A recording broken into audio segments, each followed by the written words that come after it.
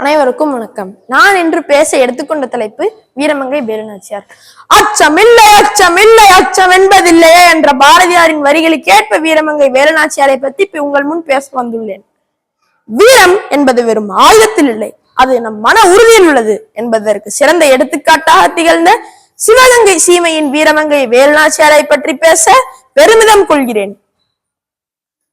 1730 ராமநாதபுரத்தை ஆட்சி செய்த செல்லமுத்து மன்னரின் ஒரே மகளாக பிறந்தார் வேலுநாச்சியார்.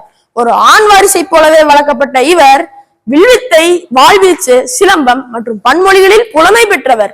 இவர் சிவகங்கையை ஆட்சி செய்த முத்துவடுகநாதரை மணம் செய்தார். காளையார் கோவிலில் நடைபெற்ற போரில் முத்துவடுகநாதர் நயவஞ்சகமாக கொல்லப்பட்டார்.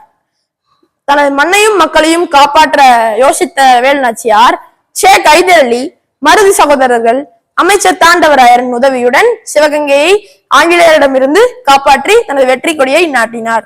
அனைவருக்கும் நன்றி, வணக்கம்.